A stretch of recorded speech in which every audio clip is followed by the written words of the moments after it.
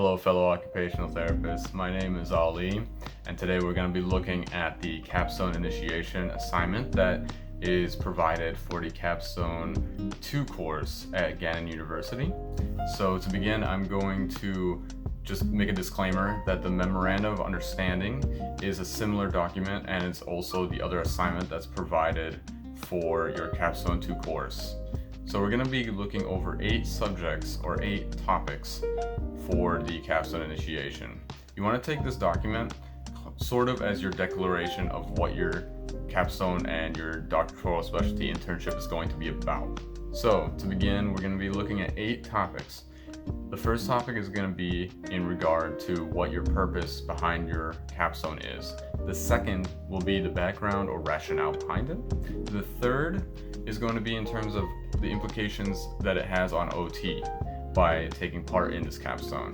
The fourth one is going to be in terms of your SMART goals and the completion dates relevant to your SMART goals. The fifth one is going to be deliverables, and that can include your poster or journal submission depending on what route you go. The sixth one is going to be in regard to risk management and support strategies. The seventh will be learning outcomes and the objectives behind your capstone. And finally, you're going to have your appendices. So we'll go into what each of these mean in just a moment here.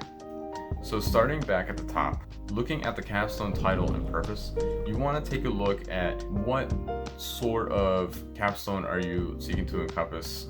What direction are you going in? Is it going to be more in regard to research or program development? What direction will you be and how will you title that? It's a pretty straightforward section. For the background and rationale, this is when you start adding a bit of meat. So you want to look at the amount of information in regard to research and what kind of foundational background knowledge is pertaining to your capstone project. So you'll want to look at demographics. You'll maybe want to add a needs assessment. Y'all ready to hear me say needs assessment way too many times? Here. So prior to going onto your DSI site, this is when you're going to start exploring what kind of needs the organization you plan to go to will need. What do you think they'll need? And then this will be revised later on. So this is going to be a follow-up topic in terms of your capstone initiation, and this also goes for your memorandum of understanding. Both these documents are kind of abstract in the sense that they keep molding and changing depending on the stage of your doctoral specialty internship. So for the third aspect, we have implications for OT. So what that means basically is that how does that affect OT? Where does OT play its role here? How can we as occupational therapists support this population or utilize an intervention? Does it have a greater sense of evidence-based practice? Is that the purpose behind it? Does it support advocacy for the profession?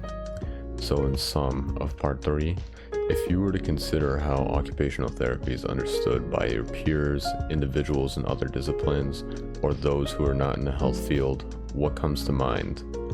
That's what you should be placing within this section. So for the fourth section, we have SMART goals or completion dates. So if you recall from doing documentation notes all the time, that SMART goals are specific, measurable, attainable, relevant, and time measured. So you want to make sure they're very concrete and you can define it and it's realistic to attain it. So that's where you would indicate and preset your own goals here. So you want to be realistic with it between the time of beginning your doctoral specialty internship to the end. As of writing your capstone initiation, you want to be as realistic as possible, as detailed as possible. Don't overshoot it here, and make sure you're concrete with your goals. So for the fifth section, we have deliverables. What deliverables means is just basically what is your end product. So by the end of your internship, what do you intend to have as a physical copy or as proof that you've completed your internship? So usually this could be a manual, this could be a poster or a journal. Most are going to have a poster or a journal. That's why there's a section for it within the capstone initiation. That's pretty much it. So you just want to indicate whether it's a poster or journal, typically, depending on what you're going into. And then in addition, Hold up. Interdition? Interdition? Are you kidding me? You explain under the topping of deliverables what you intend to provide. So now that we're at the sixth section, this section primarily looks at what kind of stressful issues you're going to run into and how you intend to overcome them. So in regard to risk management, you're looking at what kind of aspects of your DSI are going to frustrate you or may hinder you from progressing. And the support strategy is basically how do you intend to overcome that.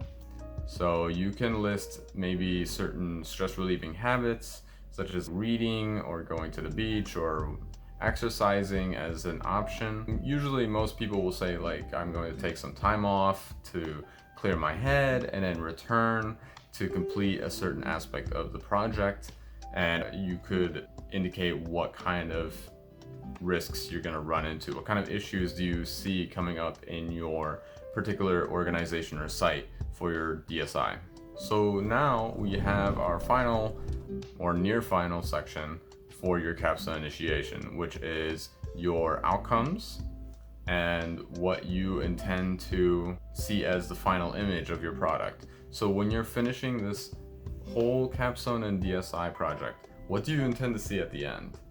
Do you envision yourself having a certain end product? Do you see a certain population getting better treatment or being more recognized? Do you see OT as being more advocated for in terms of services amongst a niche population? There's a variety of things you can include here, but you kind of want to have an all-encompassing image of, at the end of this DSI, you intend to have a certain image in mind that your project was a success. And then finally, you have your appendices. So your appendices is basically an attachment coming from your total capstone document that you'll be completing as you go through the 0 through 14 week section. So for now, you indicate during the capstone 2 course that you'll intend to complete that later on, and you want to refer what to include into your appendices once you get to that portion. Once you're completing your chapters, chapter 1 through 6, the appendices are basically wherever you want to include additional information or pictures that will be relevant for anyone who's reviewing your project. And finally, for your signatures, you want to indicate or make sure that you have all required signatures from each party. So for your site mentor, that's part of the organization, the faculty mentor, and yourself, you want to make sure everyone's in agreement and knows what you intend to do at your project. So that makes the whole process a little smoother.